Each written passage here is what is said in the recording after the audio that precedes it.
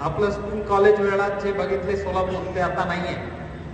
इतकं जे flex banners आता लावलेलं आहे अजूनही चालू आहे काम काही लोकांच्या. त्याचा फायदा आहे मंडपवाल्याचा, ठीक आहे, त्यांच्या व्यवसायामध्ये आमचा काही विरोध नाहीये. पण तुम्ही बघा त्यात जे छत्रपती शिवाजी महाराजांचे जे प्रतिमा जे आहे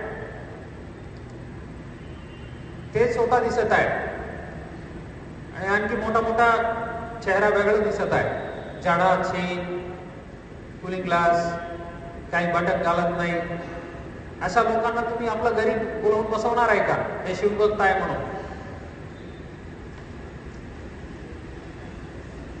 आणि ते तुमच्या शहराच्या पूर्ण आता म्हणजे आता आपल्या घरी तुम्ही शिवाजी महाराजांच्या प्रतिमा फ्रेम लावतात, बाबासाहेब आंबेडकरांच्या फ्रेम लावतात. आता हे आमच्या शहरासाठी फ्रेम सारखं आहे ना. तुम्ही शिवरायांच्या फ्रेम लावलं चांगली गोष्ट आहे, पण हे बाकी शोभनीय आहे का तुमच्या शहरासाठी, आपल्या शहरासाठी? आता असा निर्णय घेतलेला आहे, जे जे फोटो दिसत आहे त्यांना बोलावून विचारू आहे कोण, पैसे कुठून आलं, कुठून छापून घेतलं, हे सगळं गोष्ट आता हळूहळू होणार आहे.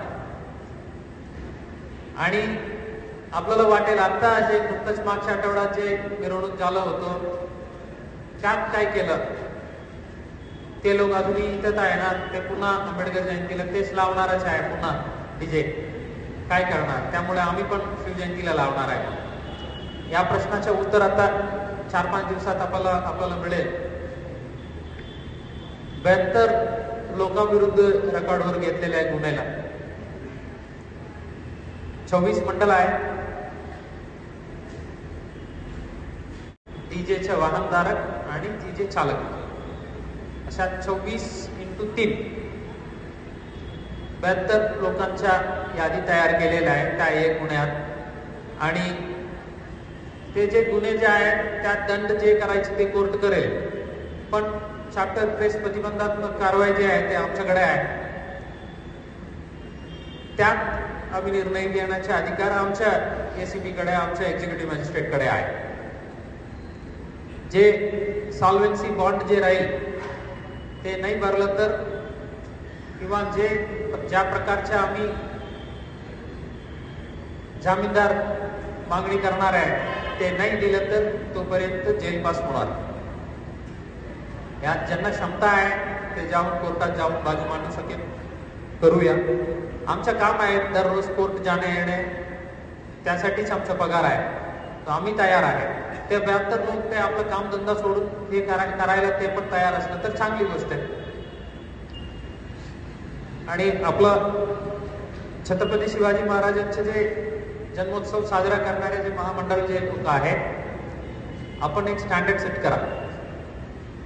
आपल्याला बघून बाकी लोक शिकवायला पाहिजे. आणि तुम्ही जे स्टँडर्ड सेट केलं त्यापेक्षा कमी झालं तर त्यांना लाज वाटलं पाहिजे. यांनी एवढं चांगल्या पद्धतीने आयोजन केलं आणि एवढं सुंदर प्रदर्शन झालं होतं, हे सोडून आम्ही गुंडागर्दी करायचे आहे का हे प्रश्न त्यांच्या मनात निर्माण व्हायला पाहिजे. तसं आपण करा. आपण जे दिलेले एक सूचना जे आहेत ते आम्ही नक्की पालन करू. हे लॉ अँड ऑर्डर डिटोरेशन बद्दल जे म्हणत होतो मी, आज फ्लेक्स बॅनर लावलं तर काय फरक पडणार आहे, कोणाला काही त्रास नाहीये. उद्या डीजे आणखी जरा आवाज वाढवला तर काय फरक पडणार आहे. लेझर ऍड झाला, सायरन ऍड झाला, अशा एक एक करून जे गुन्हेगारी प्रवृत्त जे म्हणतो ना आम्ही, ते नियम आम्ही पालन करणार नाही, नियमाबाहेरच जाणार आम्ही.